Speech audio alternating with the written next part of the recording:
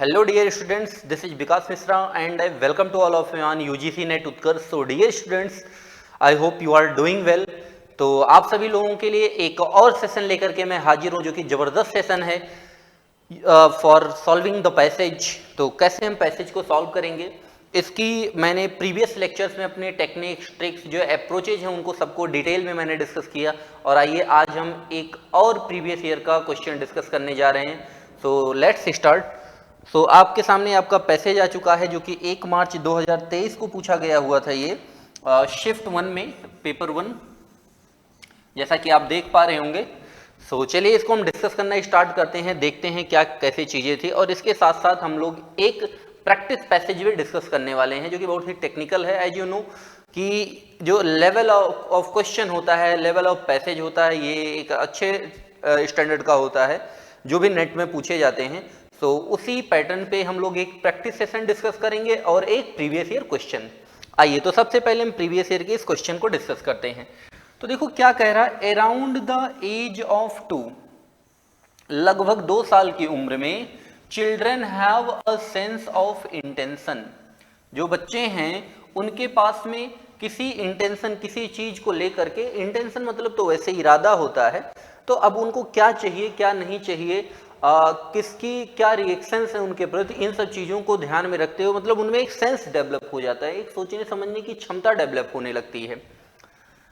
At least of their own intentions, और कम से कम जो उनकी अपनी चीज़ें हैं, जो उनके अपनी ज़रूरतें हैं, उन सब चीज़ों को लेकर के। आइए देखो, दे विल अनाउंस, वह अनाउंस करेंगे क्या, आई वांट अ पीनट, मुझे पीनट चाहिए, सॉरी पीनट बटर, पीनट के आगे फिर और भी कुछ लिखा है, उनको पीनट बटर सैंडविच चाहिए, ऐसा वो अनाउंस करते हैं, ऐसा कहते हैं।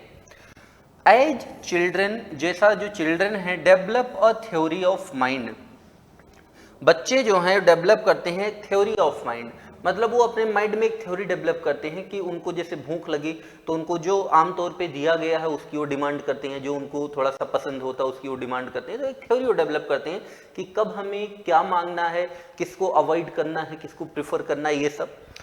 They also can understand that other people have intentions of their own, और इसके साथ ही साथ वो ये चीज़ भी डेवलप कर सकते हैं कि भाई जो मेरी प्रायोरिटीज हैं, जो मेरी प्रेफरेंस है, वैसे ही अलग अलग लोगों की अलग अलग प्रेफरेंस है। ठीक है, आगे देखो, ओल्डर प्री स्कूलर्स, जो पहले प्री स्कूलर्स थे, who get along well with their peers, can separate intentional from unintentional action and react accordingly.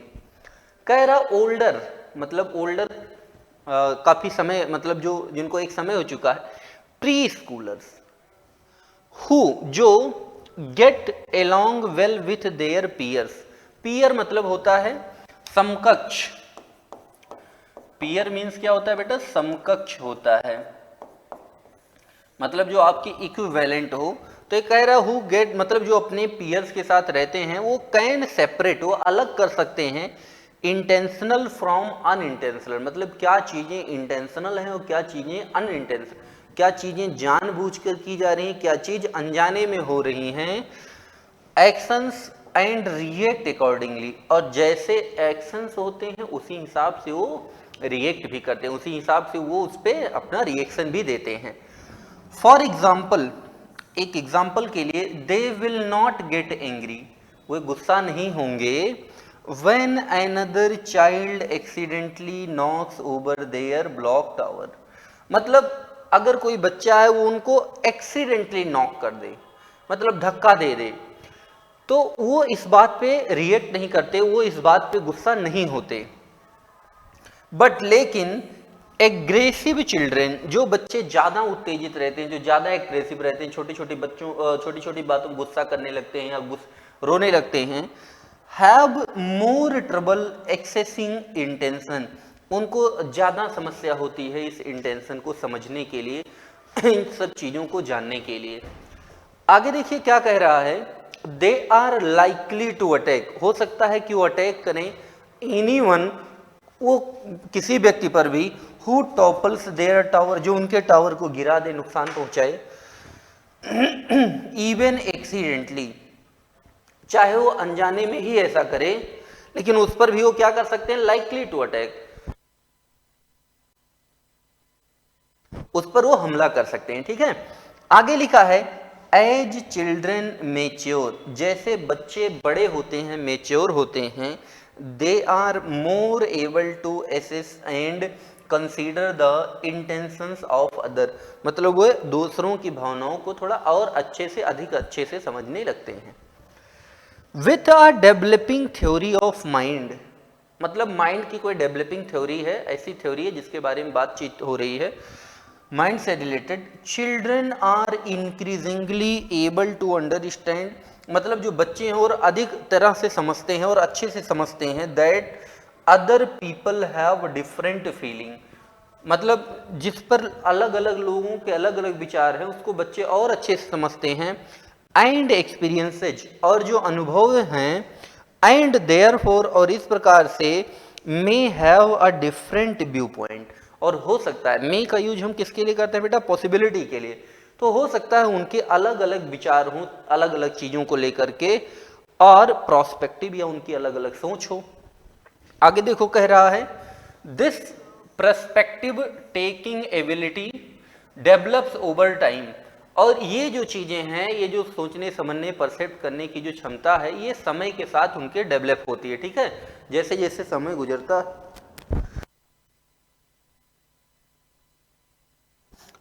जैसे जैसे समय गुजरता है वैसे वैसे उनकी ये क्षमता जो है डेवलप होती जाती है।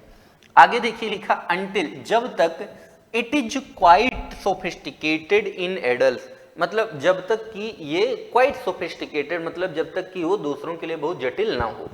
अगला लिखा है कहाँ, किसके लिए, एडल्ट में, बीइंग एबल टू अंडरस्टैंड, मतलब इस योग्य होते हुए कि वो समझ सकें क्या, हाउ अदर्स माइट थिंक, दूसरे लोग कैसे सोच सकते हैं, एंड फील, और कैसे महसूस करते हैं, is important in fostering, fostering का मतलब पालन पोषण करना, फोस्टरिंग कोऑपरेशन मतलब किसी के सहयोग को बढ़ावा देना, एंड मॉरल डेवलपमेंट, ये कह रहा है कि ये चीज इंपॉर्टेंट है, इस चीज मतलब ये चीज समझने के योग्य होते हुए ये भी इंपॉर्टेंट है इन फोस्टरिंग कोऑपरेशन की सहयोग के मामले में, एंड मॉरल डेवलपमेंट, और नैतिकता के विकास में।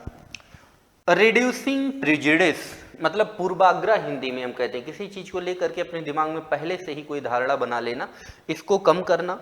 रिजॉल्विंग कॉन्फ्लिक्ट्स, मतलब विवादों को सुलझाना, and encouraging positive social behaviour, और सामाजिक जो सोशल बिहेवियर है, लोगों के साथ व्यवहार कैसा किया जाए, इसको इनकरेज करते हुए, इसको बढ़ावा देते हुए, कैसे, इन जनरल, सामान्य तौर पे।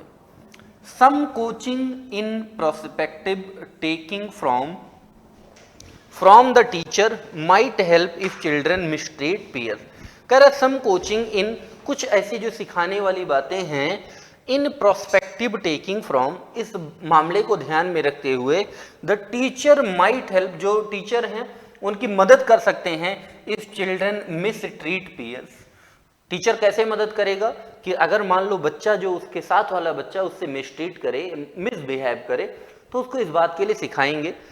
एंड द मिसट्रीट, और जो गलत व्यवहार है, is not part of a deeper emotional, और ये जो मिसट्रीट कर रहे हैं वो जरूरी नहीं कि उनके बहुत डीप इमोशन हो, कि वो ऐसा सोच के बहुत जानबूझ के बहुत स्ट्रेटेजिक रूप से कि नहीं इसको मुझे हानि पहुंचानी है, ऐसा सोचते हुए करें।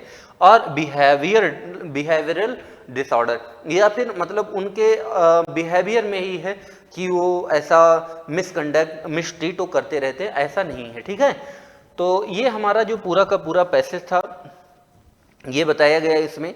तो आइए हम लोग देखते हैं। तो इसमें एक जो स्टूडेंट जो बच्चे होते हैं, जो छोटे बच्चे होते हैं, उनमें इंटेंशनल डेवलपमेंट कैसे होता है, वो कैसे चीज़ों को लेकर के रिएक्ट करते हैं, इन सब चीज़ों के बारे में बताया गया है। ठीक है, थोड़ा सा इंफॉर्मेटिव टाइप का ये जो पैसेज है ये कैसा है बेटा, इंफॉर्मेटिव। ये हमारा जो पैसेज है किस टाइप का है, इंफॉर्मेटिव टाइप का है।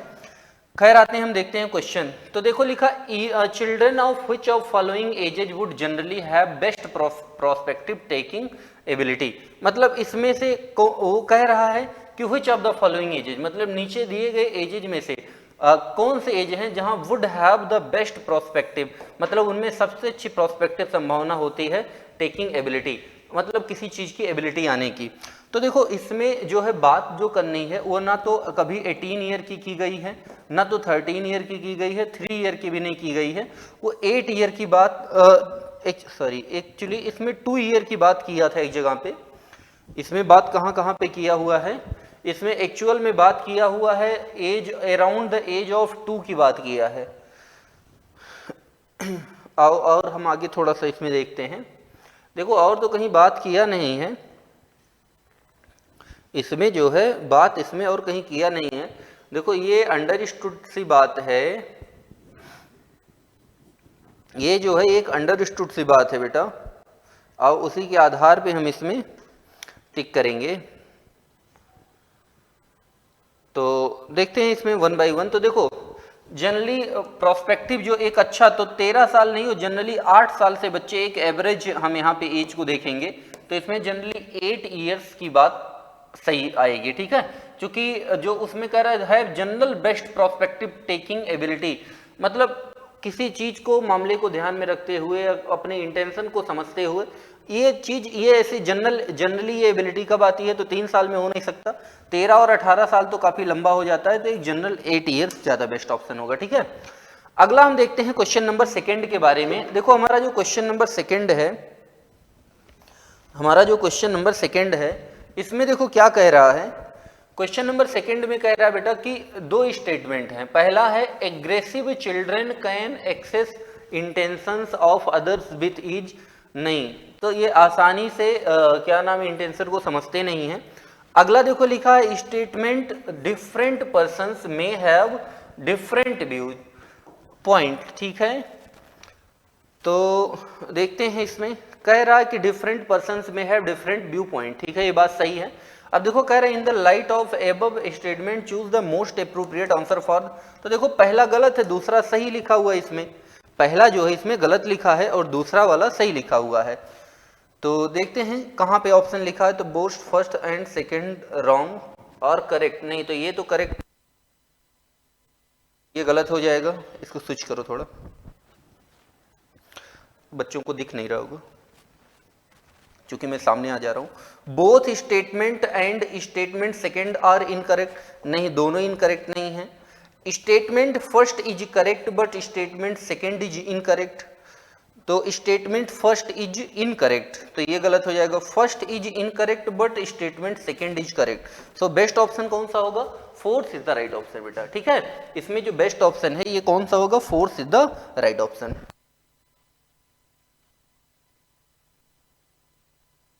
आइए देखते हैं क्वेश्चन नंबर 3 के बारे में हम लोग।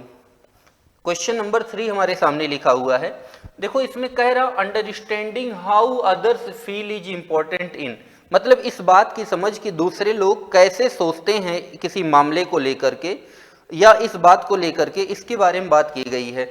तो हमारे पास में जो ऑप्शंस लिखे हुए हैं देखते हैं। पहला लिखा है डेवलपिंग एम्पैथी, क्या लिखा हो बेटा, डेवलपिंग एम्पैथी इंपॉर्टेंट इन, हाँ ये बात तो सही है।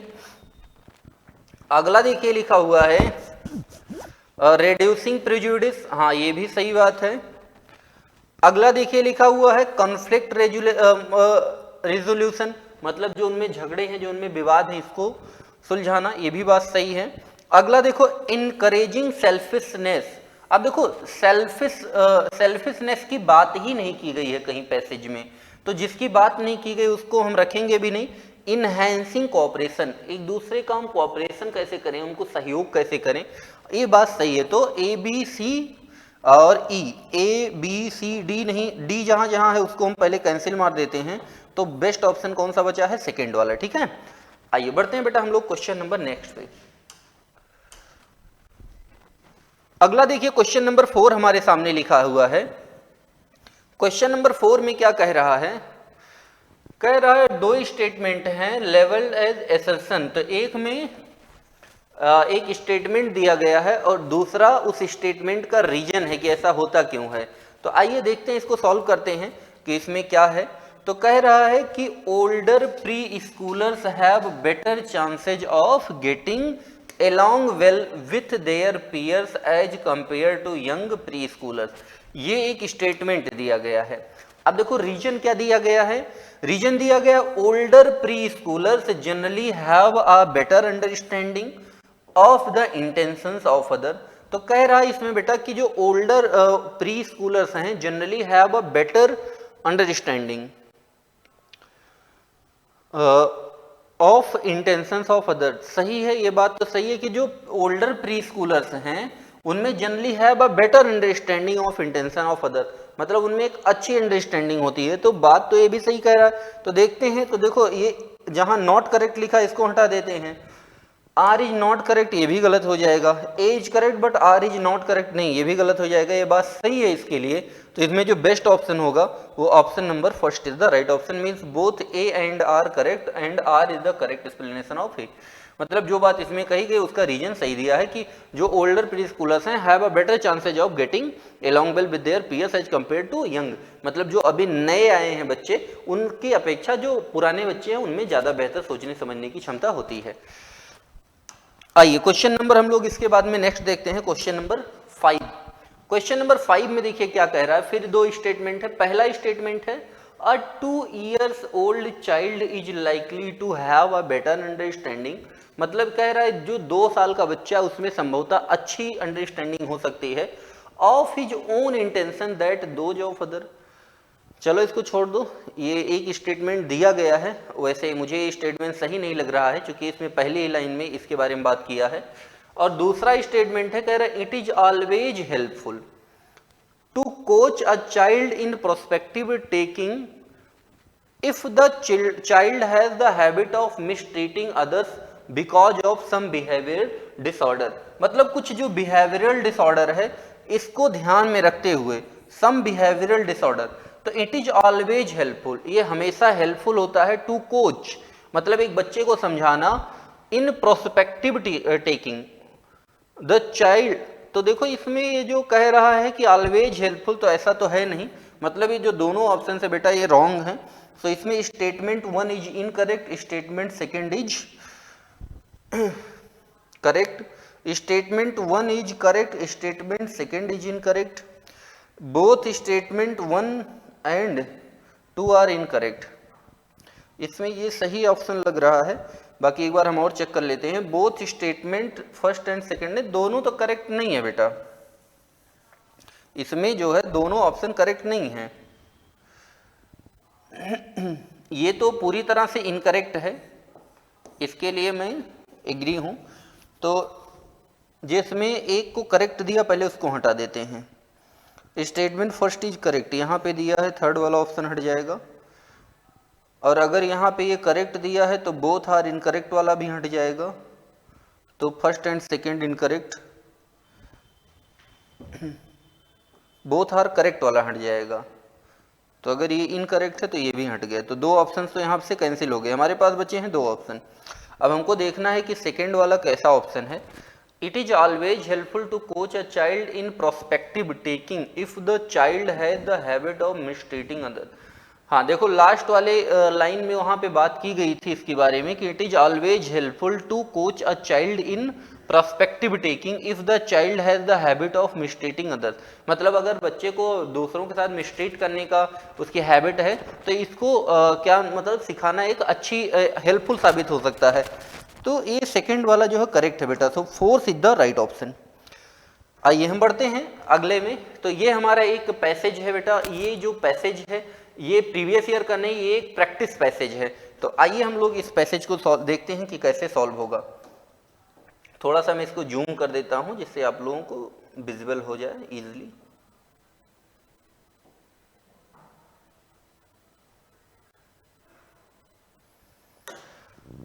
देखो क्या कह रहा है, most successful companies institutions and organisations have mission statement. कह रहा है जो मोस्ट सक्सेसफुल कंपनीज हैं, ऑर्गेनाइजेशंस हैं, इनमें इनके पास क्या होता है, एक मिशन स्टेटमेंट। मिशन स्टेटमेंट को पहले समझो। मिशन स्टेटमेंट मीन्स होता है कि कोई कंपनी है, कोई ऑर्गेनाइजेशन है, कोई इंस्टीट्यूशन है, उसका पर्पज क्या है खोलने का, वो आने वाले समय में कौन से पर्पज, कौन से ऑब्जेक्टिव्स हैं जिसको वो फुलफिल करना चाहता है, ये सारी बातें जो की जाती हैं, जो लिखी रहती हैं, उसी को मिशन स्टेटमेंट कहते हैं। आगे देखो क्या कह रहा है, मोस्ट इंडिविजुअल्स डोंट, लेकिन अधिकतर अगर इंडिविजुअल्स की बात किया जाए, लोगों की बात की जाए, वन बाई वन ऐसे जनरल टर्म में बात की जाए, तो लोगों के पास ऐसा नहीं होता है। अगला, as the CEO of your own life, जैसा कि आप अपनी लाइफ के क्या हैं, सीईओ हैं, चीफ एग्जीक्यूटिव ऑफिसर हैं, मुख्य कार्यकारी अधिकारी है। मतलब जैसे कंपनी में जो भी प्रॉफिट हो रहा है, लॉस हो रहा है, मतलब ओवरऑल जो लास्ट में जो जिम्मेदार होता है वो कौन होता है, उसका सीईओ ही होता है, जो उस कंपनी का ओवरऑल जिम्मेदारी होती है। तो कह रहा आप अपनी लाइफ के सीईओ हैं इन द नॉलेज एरा, ज्ञान के इस युग में। You need a laser like focus in your vision, जैसे लेजर लाइट होती है, एक ही जगह पर जाकर के केंद्रित हो जाती है, वैसे ही आपको अपने लक्ष्य पे फोकस करने की जरूरत है। तो laser like focus in your vision. You need a mission and a mission statement, आपको जरूरत है, किसकी जरूरत है बेटा, एक मिशन की और एक मिशन स्टेटमेंट की, डिस्क्राइबिंग, जिसमें बताया गया हो how you want to live, जिसमें यह लिखा हो कि आप how you want to live, आप जीना कैसे चाहते हैं, not just what you want to own, उसमें यह नहीं लिखा होना चाहिए कि आपके पास होना क्या चाहिए, ये लिखा होना चाहिए आप जीना कैसे चाहते हैं। जैसे मान लीजिए पता चला कि कोई व्यक्ति है जिसके पास घर में सब कुछ खाने पीने की चीजें भरी, मिठाई की दुकान है, लेकिन उसको खुद को डायबिटीज है, नहीं खा सकता है, तो वही चीज इसमें कह रहा कि इसमें लिखा होना चाहिए कि आप जीना कैसे चाहते हैं, क्या है आपके पास, ये नहीं। Defining the person you want to become, उसमें यह लिखा होना चाहिए कि आप किस प्रकार के व्यक्ति बनना चाहते हैं, not just the title you want to see on your door, उस पर नहीं लिखा होना चाहिए कि आपके दरवाजे पर टाइटल क्या लगा हो, उसमें यह लिखा होना चाहिए कि आप पर्सन, आप व्यक्ति कैसे बनना चाहते हैं। नहीं तो पता चले आप हैं किसी राज्य के मुख्यमंत्री हैं, प्रजापालक हैं, लेकिन आपके जो कार्य हैं वो प्रजा के भक्षण वाले हैं, तो फिर ये तो गलत हो जाएगा। आगे, outlining the knowledge you will receive, और उसमें क्या लिखा होना चाहिए, उसमें यह लिखा होना चाहिए कि आप नॉलेज कितना रिसीव करोगे, ज्ञान आप कितना प्राप्त करोगे, not just the degree you will earn on your next promotion और योर नेक्स्ट प्रमोशन, उसमें ये नहीं लिखा होना चाहिए आपके पास डिग्री कौन सी होगी। नहीं तो डिग्री पता चले कि आपके पास MBA वाली है, लेकिन आपने कॉलेज का मुंह नहीं देखा, you have no knowledge about the management, तो डिग्री कौन सी है ये नहीं लिखा होना चाहिए, उसमें ये लिखा होना चाहिए कि आप नॉलेज कितना रिसीव करोगे, और उसमें यह होना चाहिए आप नॉलेज कितना रिसीव करोगे, उसमें ये नहीं होना चाहिए कि आपके पास डिग्री कौन सी होगी या अगला प्रमोशन कौन सा होगा। आगे देखो, I begin the process this way, और मैंने शुरू किया इस प्रोसेस को जैसे बताया गया है ऐसे ही। कैसे शुरू किया, to be aware of the uniqueness of my associate, जिसमें जो हमारे एसोसिएट हैं, जो हमारे साथ वाले हैं, उनमें क्या यूनिकनेस है, क्या उनमें मतलब ऐसी क्वालिटी है जो दूसरों में नहीं है, उसके अवेयर होते हुए, उससे अवेयर होते हुए, उसको जानते हुए, किसके किसके associates, clients, friends and family, मतलब जो भी मेरे एसोसिएट हैं, क्लाइंट्स हैं, फ्रेंड्स हैं, फैमिली है, उनमें क्या यूनिकनेस है, इस चीज को ध्यान में रखते हुए मैंने अपना मिशन स्टेटमेंट बनाना शुरू किया। And to treat that uniqueness with loving concern, और उनमें वो जो यूनिकनेस है उस पे हम चिंता करते हुए कि उसको और बेहतर कैसे बनाया जा सकता है, व्यवहार करना स्टार्ट किया। I was created to lead myself, I was created मतलब मैं बनाया गया था, मतलब मैं अपने चीजों को बना रहा था, टू लेड माई सेल्फ, जिससे मैं अपने आप को लीड कर सकूं, आगे बढ़ा सकूं, एंड अदर्स टू अंडरस्टैंड, और जिससे दूसरे समझ सकें, और win win relationship. Win win relationship का मतलब एक ऐसा रिलेशनशिप जिसमें सामने वाले का भी फायदा हो और अपना भी फायदा हो, ऐसा ना हो कि दूसरे का नुकसान करके फिर अपना फायदा कर रहे हो, तो ऐसे win win relationship. And how to use them to improve the lives of all persons with whom I come into contact, और आगे कह रहा है and how to use them to improve, और उनको सुधारने के लिए हम कैसे प्रयोग कर सकते हैं, the lives of all persons, हर उस व्यक्ति को विथ होम जिसके आई केम इनटू कांटेक्ट, मतलब हर वो व्यक्ति जो मेरे कांटेक्ट में है, मेरे परिचय में है, मेरी जानकारी में, उनकी लाइफ को हम और इम्प्रूव कैसे कर सकते हैं, सुधार कैसे सकते हैं। आगे देखो, यू टू, आप भी, can frame your mission statement, मतलब आप भी अपना मिशन स्टेटमेंट बना सकते हैं, starting with your core values. लेकिन शुरुआत किससे करनी है बेटा?